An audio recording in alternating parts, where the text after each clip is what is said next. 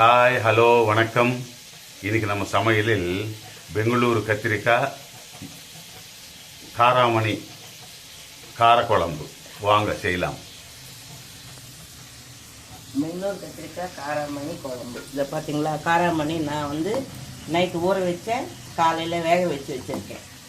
இது பெங்களூர் கத்திரிக்காய் சௌச்சௌ எல்லாருக்குமே தெரியும்.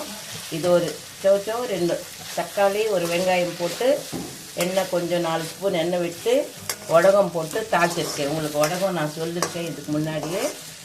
அதுக்கு வந்து பார்த்திங்களா, பெருங்காயம் கொஞ்சம், பெருங்காயம் கட்டு பெருங்காயம், தூள் இருந்தால் கூட தூள் போட்டுக்கலாம். எங்கள் வீட்டில் தூள் இல்லை, இதை நான் போடுறேன். இவ்வளோ அளவுக்கு போட்டுக்கணும், அப்போ தான் நல்ல ஸ்மெல்லு நல்லா இருக்கும். அதில் போட்டு நல்லா பார்த்தீங்களா வதங்கிடுச்சு. பெங்களூர் சௌச்சௌ ஒன்று தெரியல, எல்லாருக்குமே சௌச்சௌ பெங்களூர் கத்திரிக்காய் தெரியும். தக்காளி 2 தக்காளி போடுங்க, ஒரு வெங்காயம், ஒரு பெங்களூர் கத்திரிக்காய் போட்டு 4 ஸ்பூன் எண்ணெய் விட்டு தாளித்து இதில் போட்டு நல்லா வதக்கிறேன். இது வந்து தனியாக வேக வச்சு வச்சுருக்கேன் காராமணி. இதுக்கு கொஞ்சோண்டு புளி பார்த்தீங்களா, ஒரு லெமன் சைஸ் புளி ஊற வச்சுருக்கேன். பெரிய லெமன் சைஸ் வேண்டாம், ரொம்ப பெருசாக போட்டால் கூட ரொம்ப புளிப்பாயிடும். இப்போ இந்த காய் வந்து நம்ம முதல்ல வேக வச்சுக்கலாம், ஒரு விசில் விட்டு. அப்போ தான் நல்லா மெத்துன்னு ஆகிடும். நான் கடையில் வந்து இதில் வச்சு வேக வச்சா கூட லேட் ஆகும். நம்ம குக்கரில் வச்சோம்னா ரொம்ப சீக்கிரமாக முடிஞ்சிடும். அதுக்கு தான் பார்த்தீங்களா. இதுக்கு காரம் உப்பு சேர்த்துக்கலாம். இப்போது இதுக்கு வந்து நான் வந்து அதுக்கு தகுந்த போல் உப்பு போடுறேன். இது சால்ட்டு நான் 2 ஸ்பூன் சால்ட்டு போடுறேன், போதும். அப்படி பத்தலைன்னா அப்புறமா நம்ம போட்டுக்கலாம். சால்ட் வந்து டாட்டா சால்ட்டு, அதனால தான் நான் 2 ஸ்பூன் போட்டிருக்கேன். கல்லுப்பு இருந்தாலும் போட்டுக்கலாம், சால்ட் இருந்தாலும் போட்டுக்கலாம், அது நம்ம இஷ்டம். அது இப்போ இதுக்கு வந்து ஒரு ஸ்பூன் மஞ்சத்தூள். சிம்பிளாக இருக்கும், சிம்பிளான ரெசிபி, சூப்பரான ரெசிபி. நம்ம சாதத்தில் போட்டு சாப்பிட்றதுக்கு நல்லா இருக்கும். இது ஒரு குழம்பு வச்சுக்கிட்டு 4 வறுத்தல் பொரிச்சு வச்சா கூட போதும். இதுக்கு வந்து ஒரு ஸ்பூன் போட்டிருக்கேன், காரம் போதும். இது பார்த்தீங்களா, ஸ்பூன் கொஞ்சம் பெருசாக இருக்கிறதுனால ஒரு ஸ்பூன் போட்டிருக்கேன், இது போதும். இதுக்கு மிஞ்செல்லாம் தேவையில்லை. இப்போ இதில் கொஞ்சம் தண்ணி விட்டு நம்ம ஒரு விசில், இப்படியே கூட நம்ம தனியாக வேக வச்சுக்கலாம். ஆனால் கொஞ்சம் சீக்கிரமாக முடியும் இல்லைங்களா குக்கரில் வச்சா. நான் கொஞ்சமாக தண்ணி விட்டுருக்கேன் பாருங்கள். இப்போ ஒரு விசில் விட்டுக்கலாம்.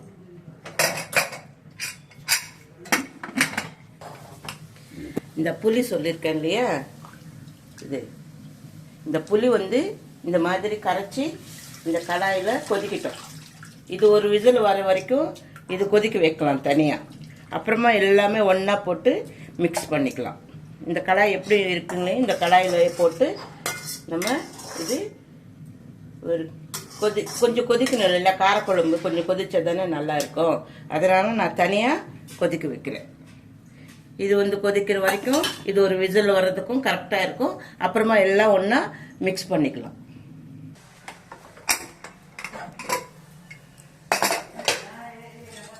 பார்த்தீங்களா, ஒரு விசிலுக்கு நல்லா வெந்து போச்சு. இப்போது இதெல்லாம் வந்து ஒன்றா மிக்ஸ் பண்ணிக்கலாம். இந்த காயம், இந்த புளி கரைச்சி கொதிச்சு வச்சுருக்கேன் பாருங்கள். அது புளி, ஏன்னா புளி கரைச்சி அந்த காயில் போட்டோம்னா அந்த காயெல்லாம் புளிப்பாயிடும். சாம்பாருக்கும் சரி, காரக்குழம்பு வைக்கிறதாலும் தனியாக வேக வச்சதா அது வந்து நல்லா இருக்கும். இப்போது இது எல்லாமே ஒரு 5 நிமிஷம் கொதிக்க வச்சாலே போதும், எல்லாம் மிக்ஸ் பண்ணி. பார்த்தீங்களா, எல்லாம் தனித்தனியாக நம்ம வேக வச்சுருக்கோம். இது காய் வந்து ஒரு விசிலுக்கு நல்லா வெந்து போச்சு. பார்த்தீங்களா, பாருங்கள், நல்லா மெத்துன்னு ஆகி போச்சு இந்த காய். சாம்பாருக்கும் அப்படி தான் நம்ம தனியாக வேக வைக்கணும். காரக்குழம்பு அப்படி வச்சாதான் காய் வந்து இனிப்பாக நல்லா இருக்கும். அந்த புளியிலேயே நம்ம வேக வச்சோம்னா புளிச்சா ரொம்ப புளிப்பாக இருக்கும் அந்த காய். இப்போ வந்து இதையும் இதில் மிக்ஸ் பண்ணிக்கலாம். எல்லாம் ஒன்றா சேர்த்து ஒரு 5 நிமிஷம் ஒரு 10 நிமிஷத்துக்குள்ள எல்லாம் மிக்ஸ் ஆனால் போதும். ஏன்னா எல்லாம் தனித்தனியாக நம்ம நல்லா புளியும் தனியாக கொதிக்க வச்சிருக்கிறோம், இதையும் மிக்சியில் இது குக்கரில் போட்டு வேக வச்சிருக்கிறோம். இது தனியாக வேக வச்சதுனால எல்லாம் ஒன்றா போட்டு ஒரு 5 நிமிஷம் கொதிக்க வச்சா காரக்குழம்பு ரெடி. இப்போ இதில் உப்பு எப்படி இருக்குன்னு பார்த்துக்கலாம். ஓகே, எல்லாமே கரெக்டாக இருக்கு. கொஞ்சம் புளிப்பாக இருந்தால் கூட கொஞ்சம் தண்ணி விட்டுக்கலாம், போதும். பார்த்துட்டு புளிப்பு சரியாக இருந்துச்சுன்னா வேண்டாம். ஏன்னா இது கொஞ்சம் புளிப்பாக இருந்தால் கூட இதெல்லாம் அப்சர்வ் ஆகணும் அந்த புளிப்பு. அதனால நீங்கள் தண்ணி தண்ணியெல்லாம் தனியாக நிறையாலாம் ஊற்றாதீங்க. இப்போ உப்பு வேணுமென்னா அப்புறம் லாஸ்ட்டில் நம்ம கொஞ்சம் நேரம் கொதிக்க வச்சதுக்கப்புறம் உப்பு நம்ம பார்த்துட்டு கொஞ்சம் மிக்ஸ் பண்ணிக்கலாம். இதுதான் சௌச்சௌ போட்டு காராமணி தெரியல உங்களுக்கு, பார்த்தீங்களா? சௌச்சௌ காராமணி காரக்குழம்பு நல்லா இருக்கும், டேஸ்டாக இருக்கும், நல்லது. சாப்பிட்டா நீங்கள் இதே மாதிரி ரெசிபி பார்த்துட்டு கிளிக் பண்ணாமே பாருங்க. இது நம்ம களின்னு செய்வாங்கள்ல, கிண்டுறாங்கல்ல ராகி பவுடரில், அதுக்கும் தொட்டு சாப்பிட்டா சூப்பராக இருக்கும். சாதத்துக்கும் நல்லா இருக்கும். வத்தல் பொரிச்சு வச்சு சாப்பிட்டா சூப்பராக இருக்கும். நீங்கள் பார்த்துட்டு ஸ்கிப் பண்ணாமல் பார்த்துட்டு எப்படி செஞ்சுருக்கேன்றது பார்த்துட்டு நீங்கள் கமெண்ட் பண்ணுங்கள், லைக் பண்ணுங்கள், ஷேர் பண்ணுங்கள், சப்ஸ்கிரைப் பண்ணுங்கள். சூப்பராக இருக்குது. பார்த்தீங்களா?